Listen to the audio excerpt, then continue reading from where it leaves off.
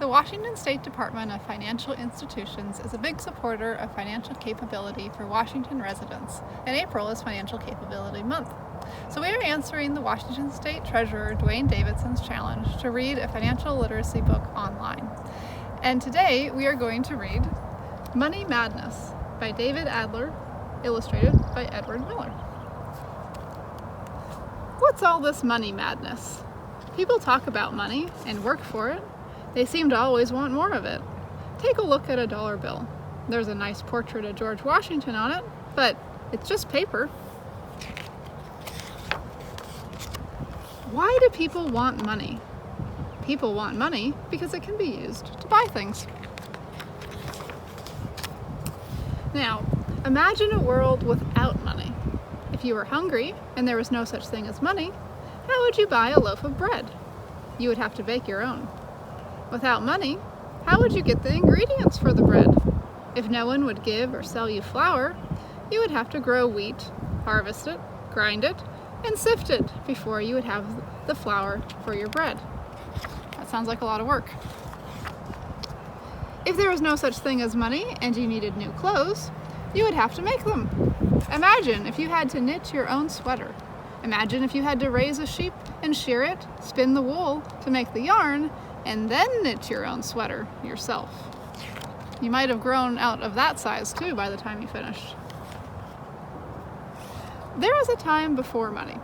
Long ago, people couldn't buy things. When they were hungry, they gathered berries and killed animals. When they were cold, they gathered wood for their fires. Before there was any money, people gathered and hunted for what they needed. They were self-sufficient. Some people liked to hunt, and they were good at it. Others were good at making clubs or clothing. Soon, people traded one thing for another. A hunter traded with a food gatherer. A club maker traded with a clothing maker. A system of trading one thing for another is called bartering. Maybe you barter. Have you ever traded one toy for another? At lunch, have you ever traded an apple for an orange? That's bartering. However, there are times when bartering doesn't work. A hunter could trade an animal for berries, but how many berries? And what if the hunter didn't want berries? How would a baker trade for a house? How many loaves of bread would he have to trade? And why would anybody want so much bread? Long before a person could eat all that bread, most of it would be stale. A hunter who didn't want berries might be willing to trade for them anyway if he knew he could then trade the berries for something he did want. A homeowner might be willing to trade her house for bread if she knew she would then be able to trade the bread for something she did want. In those trades, the berries and bread would be a kind of money. At one time, cows, sheep, camels, rocks, feathers, salt, dried fish, fish hooks, animal skins, and strings of beads made from clamshells were all used as money. People valued cows, sheep, and camels, and they could always trade one of those animals for something they wanted. But what if something was worth just half a cow? You wouldn't want to cut a cow in half to buy something. What if the sheep or camel you wanted to trade was sickly? You might have trouble trading it. When animals were used as money, your money needed to be fed. Your money could die. It could run away. Rocks were another early form of money. Rocks came in different sizes, but they're heavy to carry around. Feathers were used as money too. Feathers were light, but they can blow away. What was needed was something that wouldn't get sick, didn't have to be fed, wasn't too heavy or too light, came in different weights and sizes, and was something that most people wanted.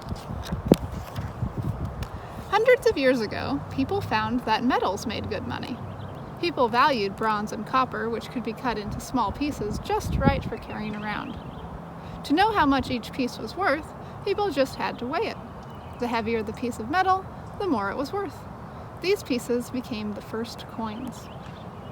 Then, coins were made from silver and gold. People wanted silver and gold, so they were happy to trade for silver and gold coins. But carrying many coins is difficult, so paper money was invented.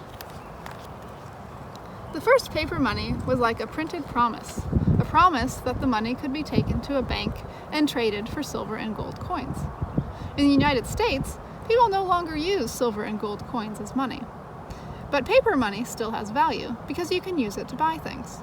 You can use paper money to buy bread, furniture, and clothing. You can even use it to buy a house. And you can even use paper money to buy silver and gold. Each country has its own money.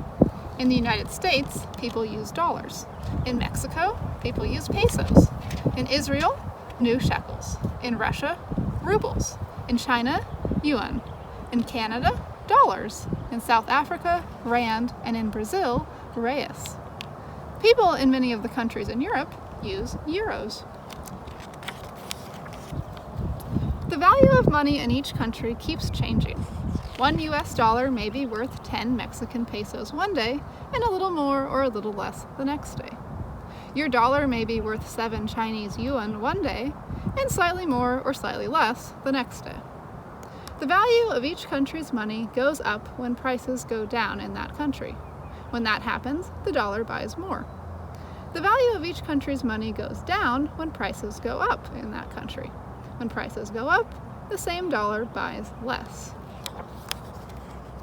When prices go down, the value of the dollar goes up. For example, when a scoop of ice cream costs $1, each dollar buys 1 scoop.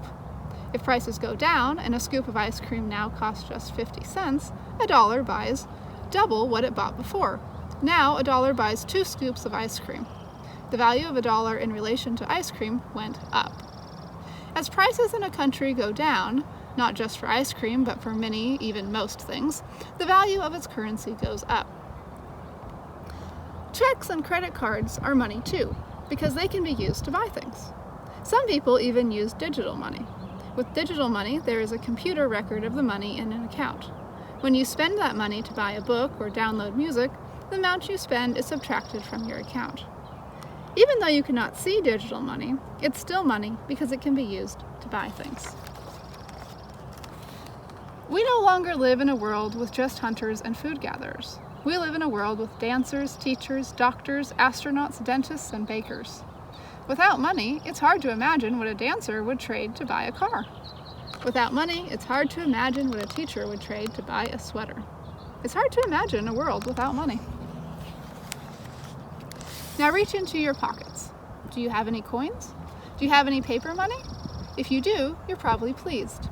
You know that with money you can buy things you want. With money, you can buy things you need. Thank you for listening. If you'd like more financial education resources for people of all ages, we have lots of resources on our website, dfi.wa.gov. We have videos, games, worksheets, coloring books, all kinds of fun stuff. I think this was a great book for learning about why we have money, why we as people in a society use it to get the things that we need and we want. But before we leave today, I have a riddle for you, and that is, what kind of dog has money? A bloodhound, because they're always finding cents. Have a great day.